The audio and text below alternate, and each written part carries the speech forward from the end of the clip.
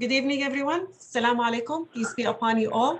Thank you for joining our virtual event, Ramadan Basics. We're so happy to have everyone joining us tonight.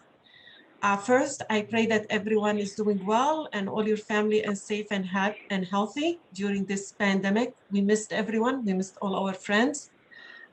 So again, thank you. Again, we have a very simple agenda for tonight. I just want to go over a couple housekeeping items.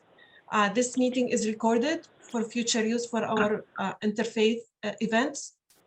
So if you feel uncomfortable, please reach out to me or Aysha later on, and we can talk about that. Another thing, as I said, the agenda is very simple. We have a couple presentations that's going to go very quickly. Then we're going to open it for Q&A. That's going to be moderated by Aysha. This is a live Zoom event. We opted for this format so we can have a good interaction with everyone versus a webinar. But we'll kindly ask if everyone can mute their mics and then open them during the Q&A session. Or you can type your questions in the chat if you feel more comfortable. We can do it that way. The last thing is enjoy your time. And Aysha, please go ahead. All right, good evening, everybody. So glad that you all are here. So excited. We really, as Rouzan said, miss our interfaith friends and wish we can be in person, but at least I think this is a good start. So let's kind of ease into being in person as we all are getting vaccinated. So glad to be here. So let's start our program with a Quranic recitation. So we are so excited to introduce Nusaibah Mabrouk. So Nusaibah is the daughter of Sheikh Ahmed. I'm sure many of you heard Sheikh Ahmed recite at Unity Center. He's our Sheikh who actually does all the recitation. So Nusaibah is his daughter, and Nusaibah is the 9th grader at International Academy, and just can't wait to hear Nusaibah recite the Quran. And Nusaibah just completed the memorizing the entire copy of the Holy Quran. So that's amazing. So come on, let's hear you, Nusaibah. عليكم. أعوذ بالله من الشيطان الرجيم. بسم الله الرحمن الرحيم.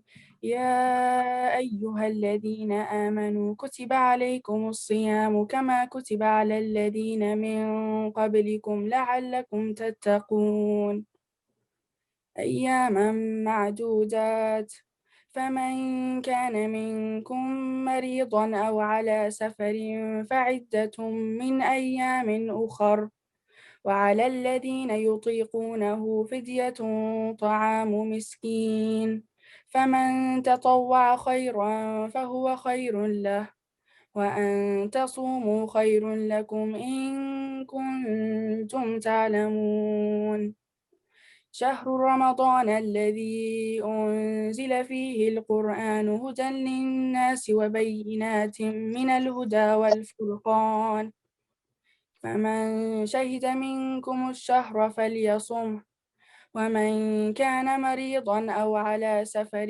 فعدة من أيام أخر يريد الله بكم اليسر ولا يريد بكم العسر ولتكملوا العدة ولتكبروا الله على ما هداكم ولعلكم تشكرون وإذا سألك عبادي عني فإني قريب أجيب دعوة الداع إذا دعان فليستجيبوا لي وليؤمنوا بي لعلهم يرشدون صدق الله العظيم. Thank you so much, Nusaibah. That was beautiful. Thank you so much. Now to translate what Nusaibah had read, I would like to invite Yousef Hares, who is an 8th grader at Wall Lake Giesler Middle School. And Yousef is the son of our very own Rosanna Hares. All right, take it away, Yousef. In the name of God, most merciful, most compassionate, O believers, fasting is prescribed for you, as it was for those before you, so perhaps you will become mindful of Allah. Fast a prescribed number of days, but whoever of you is ill or on a journey, then let them fast an equal number of days after Ramadan. For those who can only fast with extreme difficulty, compensation can be made by feeding a needy person for every day not fasted. But whoever volunteers to give more, it is better for them, and to fast is better for you. If only you knew.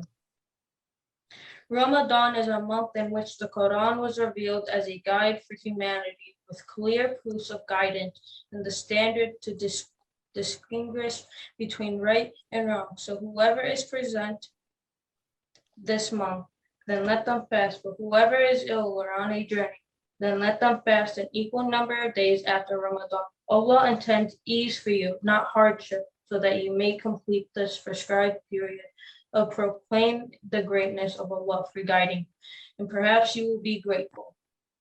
When my servants ask you, O Prophet, about me, I am truly near. I respond to one's prayers when they call upon me. So let them respond with obedience to me and believe in me. Perhaps they will be guided to the right way. Amen. Thank you so much, Yousef. Okay, now to give us what is Ramadan 101. I'm sure many of you know something about Ramadan, but just to take this 101 course to just give a good insight is our Mr. Patrick Cates. Thank you, Aysha, and Assalamu alaikum. Peace be with all of you. It's very nice to be in a gathering again, even though virtual. I see many familiar faces and some new faces. Kirk, we have a rain check for tacos. It's about 13 months old, but we hope one day we'll be able to enjoy each other's company in person. Reverend Packer, it's good to see you. Many other people that we've had the opportunity to host at the Unity Center or even visit your places of worship. We miss your company, and we're glad to spend it with you virtually tonight. So Aysha, if you can cue up the slides. We're just going to do a very brief review on some of the key elements. What is Ramadan? What happens in Ramadan? Why is it significant? And then get later into a portion about, well, what does that mean, being allies and interfaith partners and, friends with people who may be fasting in your own day-to-day life. Next slide. So as many of you may know, Islam is built upon what we call the 5 pillars. The first of which is bearing witness to God's unicity, the oneness of God, and the messengership of his prophets. In our case, the concluding in the line of prophets with the Prophet Mohamed, peace be upon him and all the prophets of God, followed by prayer, known as salah, zakat, which is a type of almsgiving to particular categories of needy people, Som or Siyam, which is one can translate as fasting, which we'll talk about, and then the last is Hajj or the pilgrimage. Next slide. So Som, in essence, literally means to abstain or a well-known abstention. And what one does is reduces one's food and drink and marital relations from before the morning prayer, before dawn, until after the sun is completely set in the evening. The days are moderately long, so anywhere from 5 a.m. till 9 p.m. Roughly this time of year, and it can range from 12 hours to 17, 18 hours, depending on where one is on the globe. One's also encouraged to abstain from activities like argumentation, the use of foul language, or anything else which might be seen as detracting from the reverence of the month in general. Ramadan is actually the name of one of the months in our lunar calendar. So like the Jewish community and other communities that have alternate calendars from the Gregorian solar calendar, we have 12 months. Ramadan happens to be the 9th. And during that month, from the beginning of the month with the new moon until the next lunar month arrives, we engage in the act of fasting. But it's not as though Ramadan isn't without its exceptions. One of the key virtues and values that one hears about when speaking to Muslims and reading the Quran is the concept of mercy. And God in his mercy has made exceptions for people. Next slide. So people like, people who are not adults, minors and the youth, people who are in their elder years and maybe, physically challenged with reducing their food and drink, especially in hotter climates or areas. The people who have conditions, whether they be chronic or acute illnesses. The act of traveling, which we maybe have taken for granted, but not being able to do so lately. But that would also be a reason why one could be exempted from fasting. Pregnant women, nursing women, people who are postpartum, as well as those with cognitive limitations. All these are categories of people who wouldn't be required to do the act of reducing their food or drink throughout the day. Next slide, please. Now, some typical Ramadan activities you might hear or see your fellow Muslim coworkers, friends, or neighbors engaging in. Suhoor is actually a recommended meal that one would have before the beginning of the fast. So wake up at 4:30 in the morning, start your day with some form of nutritious breakfast and help get you through the act of fasting throughout the daylight hours. Families oftentimes do this collectively, adds a bit of joy to the start of the fast, as well as many people will make special dishes or certain things that they select just for the month of Ramadan. Iftars is actually just the word that one would use for the actual act of breaking your fast. So in the evening, many people will come together with their families, oftentimes travel in our current circumstances best we can to collective activities at the mosque or perhaps someone's home, gather in groups and add a bit of festivity to actually sharing a meal together. Taraweeh prayers are special supererogatory prayers that only happen in Ramadan. So many of you know Muslims have our 5 daily prayers spread throughout the day. Taraweeh prayers are prayers one would normally find the community gathering in large numbers in the mosque. And over the course of the 29 or 30 days, you will have generally an entire recitation of the Quran. So I know in the Jewish tradition, when the Torah is read in services, you read it, throughout the year. Imagine that condensed to 29 or 30 days. The overachievers may complete that reading multiple times during the course of the month as a way of increasing their engagement with Scripture. Charity, sadaqah, the word in Arabic that one might give, and community service, in-kind types of charity that one would give back. All encouraged and oftentimes engaged in and by community members throughout the month. And really it boils down to, we're told, and in the recitation, it said that one of the reasons we're enjoined fasting is that we would have consciousness of God, to have reverence, to be aware of the relationship with the divine. And one of the ways that plays out is in our connection to our fellow, human beings and what we're doing in our day-to-day life. So, one of my teachers likes to talk about the vertical and the horizontal connection, and they're both important and mutually reinforcing. So as you gain deeper closeness to God, you'll find your relationship with people and your benefit to your community increasing in likeness.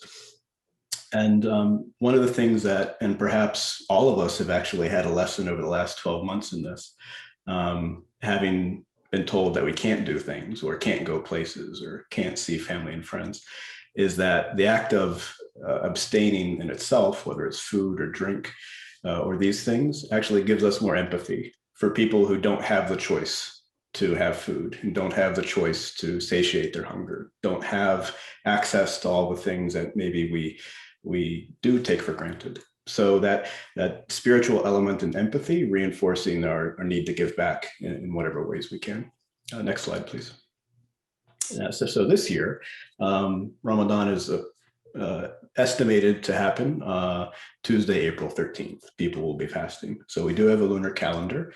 It's a little tricky sometimes based on where you are on the globe to actually pin down when is the sliver of a new moon cycle visible.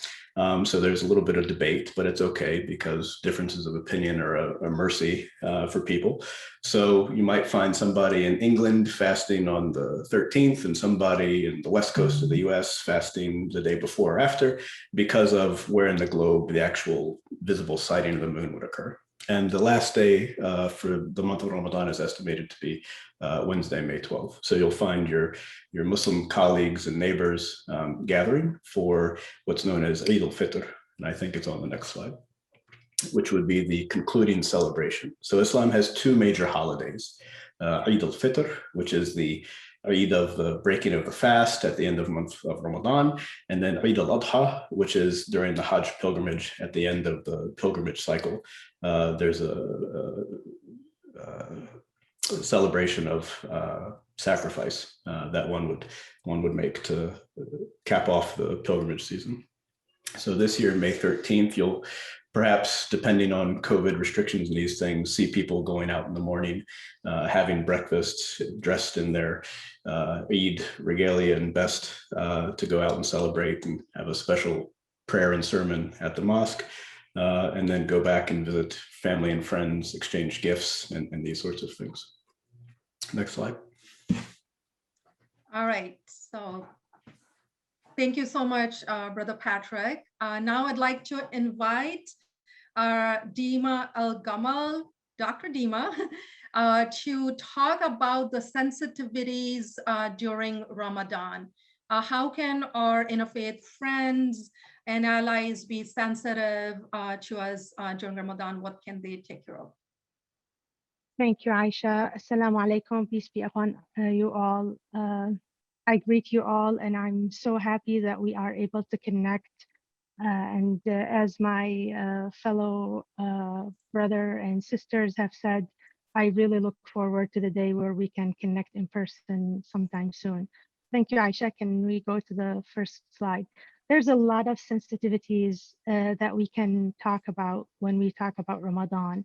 And I start with schools. When we have now our schools, forgetting about the virtual school system, when they are in person, our students are always looking at a school day where they are fasting. And even though that students or kids are required to start fasting at the age of puberty, you would find a lot of kids wanting to fast earlier. So you would find kids at elementary school age excited about Ramadan. They want to fast. They want to try fasting. So assuming that only middle school or upper middle school or high school are fasting is perhaps not correct. Sometimes you might find kids in elementary fasting. And because of the lunar calendar being a factor in Ramadan, you're going to expect that if you are a teacher or someone who deals with the school system, that Ramadan is going to come now during the school year, and it's going to impact exams, it's going to impact homework, and kids will be coming to school while they are fasting. They might need to sit out during lunch rather than watch their friends in the lunchroom. So these are some sensitivities that they may ask for, or as a teacher, the teacher might be able to be cognizant of this and be able to provide them with an opportunity to go to the media center, for example. There's a lot of accommodations that teachers or coaches have been accommodating and have been providing, for instance, for physical activities, whether during the school day or after. For instance, such as running for training, like running the mile before playing a basketball game. They would be excused from that, or perhaps not doing certain activities if they don't need to do it because they are fasting during a practice and not a game. Now, I know kids who actually played football while they are fasting. They are way excited and they really want to participate, for instance. Homework and exams, like I said, they may fall on Eid day, they may fall during an exam. And that did happen in like a couple of years ago. And the school in where my kids go, in Bloomfield Hills, they did give the kids an option to take the exam at a different day. And it's really helpful to let the parents know, because certain parents don't really realize that this is available to them. So and we have to be really cognizant of that too, as teachers or as administrators in the school. Not all parents know that their kids are able to miss an exam. So it will be great if even the school is letting the parents know that this is a possibility.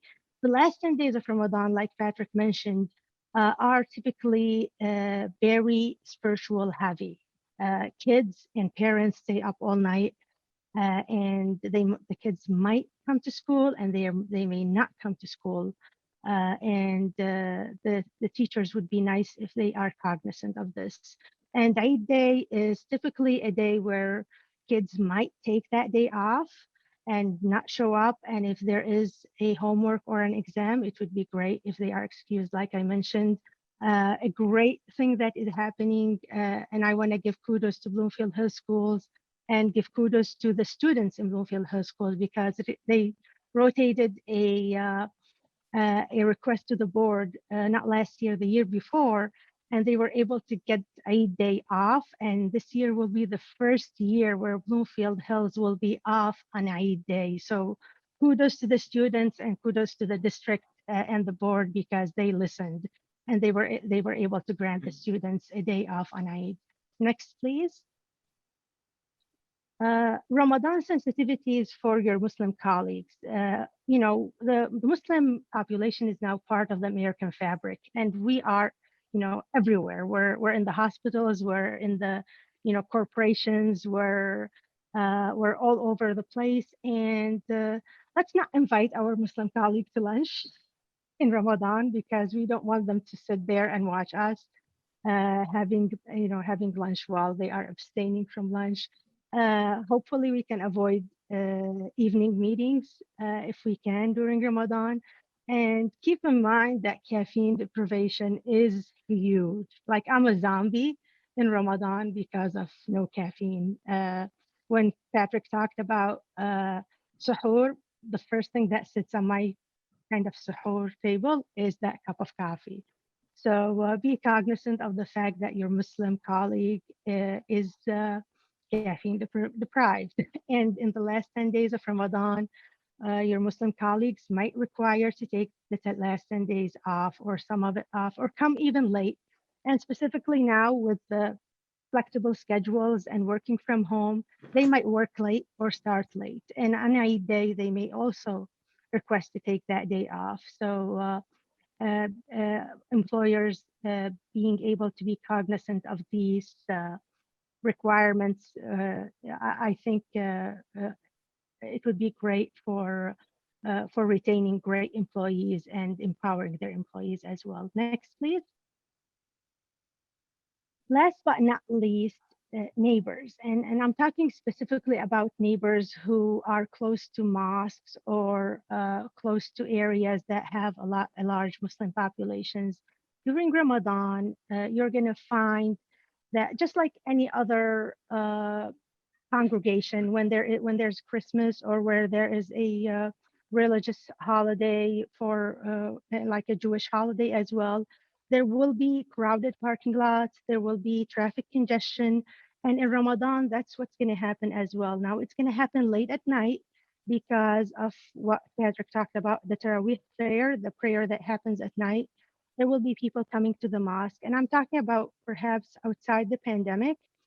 There will be at night a lot of cars in the parking lot, leaving perhaps at 11:30, 12 at night. The last 10 days of Ramadan, there will be cars leaving early in the morning after the Fajr prayer.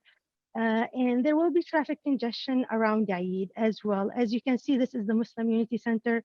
There's a lot of people coming to pray. There's a lot of people coming to celebrate Eid. and just being nice to your Muslim neighbor, and realizing that this is only happening once a year. You know, it's the Eid. The Eid celebration is only two, you know, we have two holidays. So being cognizant of that and being compassionate about your Muslim neighbor is something that is really appreciated. Next, please. And I think it's the last slide. One thing that is global and can be practiced everywhere. What do I tell my Muslim friend, my Muslim colleague, my Muslim neighbor? And it is, do I say happy Ramadan? Do I say blessed Ramadan? Do I say Ramadan Mubarak? You won't go wrong. You can say anything, but the practice or the way that we the Muslims talk to each other, we typically say Ramadan Mubarak, and it means have a blessed Ramadan. But don't worry about it if you want to say happy Ramadan, because we won't get offended. Ramadan Mubarak to you guys, and we hope that you enjoyed this presentation. Thank you. Thank you, Back to you, Dima. Aisha. Thank you, Dima, so much. I think that was really, helpful for all our friends to kind of, understand the sensitivity. To actually give her experience with playing sports, I'd like to invite Miss Zahra Basha. Zahra is a recent graduate from Bloomfield Hills High School, and currently she is a freshman at University of Michigan, majoring in international studies. And Zahra will tell you what sport she played and how it helped her. All right, Zahra. Thank you so much for that introduction, Aishanti. So like Aishanti mentioned, my name is Zahra. I'm a freshman at U of M, and I just recently graduated Bloomfield Hills High School. And my sport that I've played since I was in the 4th grade was lacrosse. And it's a sport that I'm very passionate about. I really enjoy it. And so my freshman year at Bloomfield Hills High School, I joined the lacrosse team. And it came around sophomore year that I was pulled up to the varsity team of Bloomfield Hills Lacrosse. And just to give some context, it's like very competitive. Bloomfield Hills Lacrosse is like a state competing type of team where like we've come in like 2nd and 3rd place in like state championships. So obviously, I mean, in terms of high school sports, it was very, very strenuous. And so sophomore year, I was pulled up and I was so excited. I remember it happened right before the championships had begun, and I realized, I think literally the day I got home, that, oh my God, it's about to be Ramadan. And I'm someone who really enjoys the practice of Ramadan, like fasting, and I really enjoy going to the mosque at night, kind of like Patrick was describing. We stay there and we pray for extreme like long lengths of time, and then come home at like extremely late hours and then eat. And something that I really struggled with my sophomore year was fasting and then having to do like all of the activities that were included in lacrosse. So like we'd be running miles and doing all of these drills. And then obviously because of it being a playoff game, we had to do all of those things like times 10.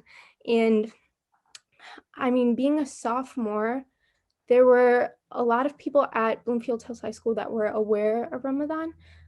Like it was really dependent on the teachers and who was cognizant of it. But my coach wasn't really aware of it at all. I was the only Muslim person in the entire team. I was also the only person of color in the entire team. So it was like a very new playing field for them. And I remember the first 2 weeks of lacrosse my sophomore year, I didn't even tell my coach what was going on because I felt so much pressure to perform and be part of the team and get playing time. So I found myself like coming home extremely exhausted. And there were like games where I would come home crying like, oh my God, I'm playing so much. And I don't know what to do. Like I can't tell my coach. But I think by junior year, when I had like established myself as a member of the team, I was able to communicate a lot more effectively. So junior year was definitely a lot easier during Ramadan because I think by that time, my coach kind of knew what was going on. I would tell her if like we had to run a mile or two that, oh my God, I don't think I can do all of this. And she was really understanding. But I think from my personal experience was I felt a lot of pressure on myself, being that it was such a competitive environment. And if you think about it, like all of these things stacked up at once. So like we had AP exams, we had finals, we had lacrosse season, and then there was Ramadan. And each one of those things on its own is like a lot for a student to handle. So obviously, I do think that having more awareness of Ramadan and kind of the practices of it and the limitations of students would definitely benefit overall. And Bloomfield Hills has been, and I'm very thankful for it, has been a school that's like very progressive and active about learning and engaging and educating themselves.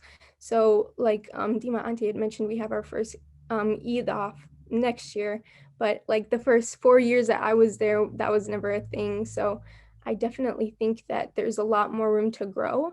And I mean, while my experience was definitely like turbulent and strenuous and stressful, it was something like those experiences are something I would never trade for anything. And I'm so glad I took part of the lacrosse team and made those memories with my teammates, despite, but also was able to be like a practicing Muslim as well. So thank you. Thank you so much for sharing your experience, Zahra. I think our guests probably are understand a little bit more, and I'm sure if there's staff members, they'll be able to help other students. So thank you so much. Now I know we are kind of like at time, because I know there's so much like to talk. We had like really short time. I want to see if there's anyone who have like any questions. We could take like quick 1 or 2 questions, because we do have our Imam Masmari, and you all like love to hear our Imam talk. So I'm gonna have Imam Masmari address any questions. So if anyone have any questions, please raise your hand or unmute yourself and just start speaking, because so then we can make use of the time.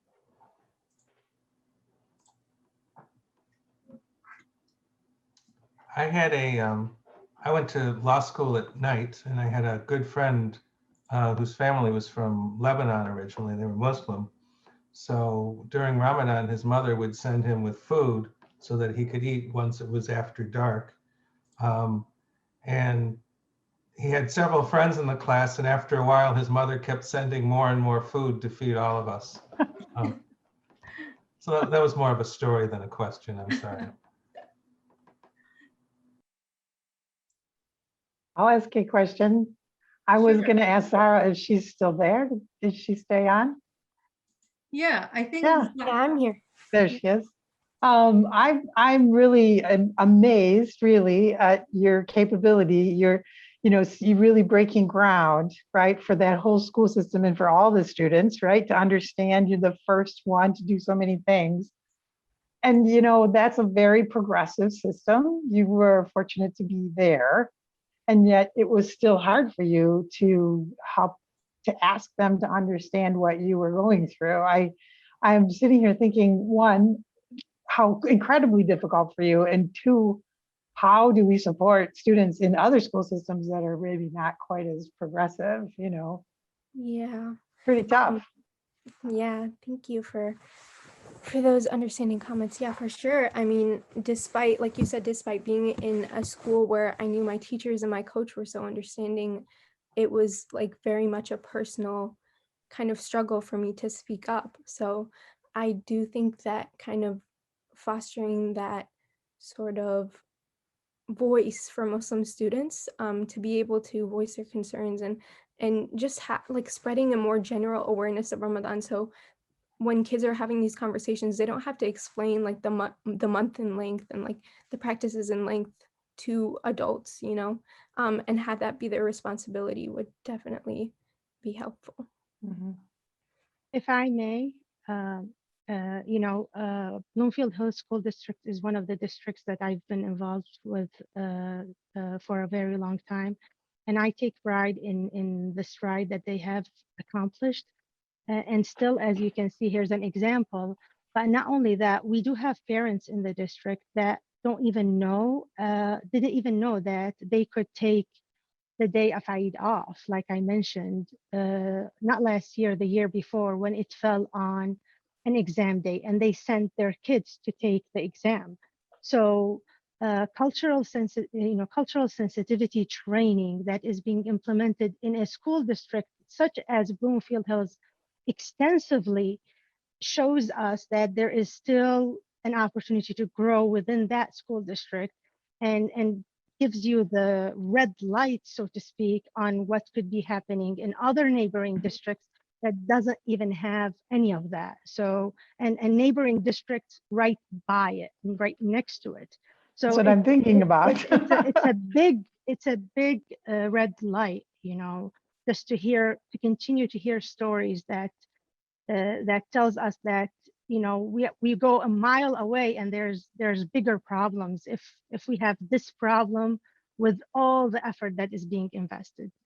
So I think there's a lot of good work that needs to be done still. Maybe we can work on it together, huh? Dima, can I ask you a question? Oh, go State ahead, exams are coming up. Is it during Ramadan? Has the state made that mistake again? If they would fall anytime between April 13 and May 13, then yes. I think the evaluation tests are coming up. It's the state, it's the federal assessments that are the problem. And we actually did try to get them waived, Right. at least for this year, and they did not agree to that. So it's a little Under bit of a- religious objection, they should have honored that. Mhm. This happened once before when they put the MEP test during Ramadan. So And what I we complained about it and they stopped it the next year. we could I could work with the department in Lansing, because there is flexibility about timing on things, Mhm. right? To find a way to do that would fit in. Okay, so Yes.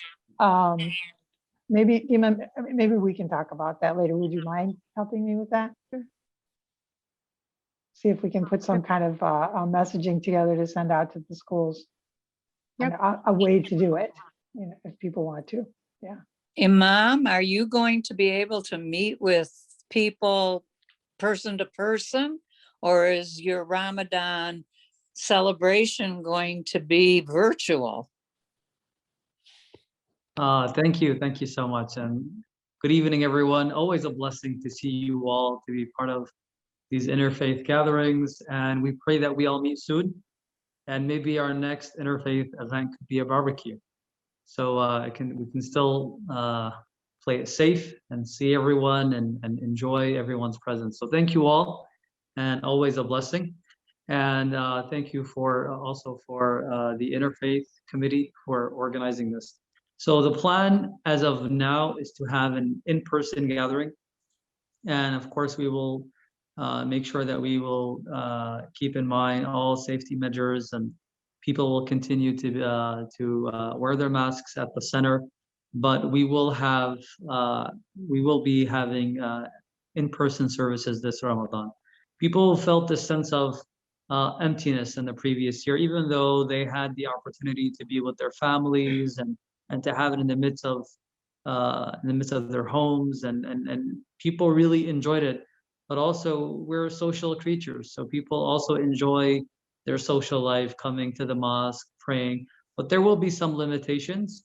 Most likely, we will be having it in person this year. And we're encouraging, of course, vaccination at the center, and reminding people of doing that before Ramadan comes in, so we're all safe and everyone feels comfortable.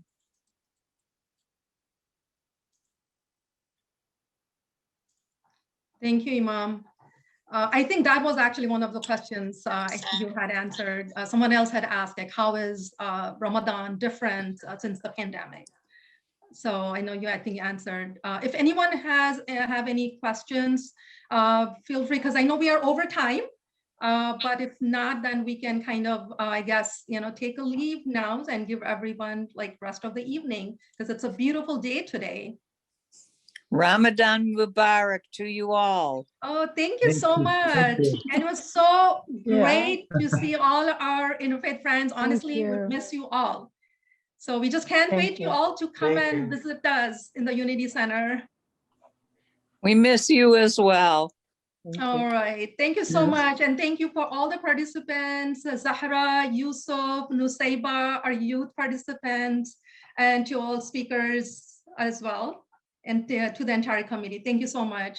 All right. Good night, everybody. Good night. Good night, Good night, everyone. Thank you. Thank you, everyone.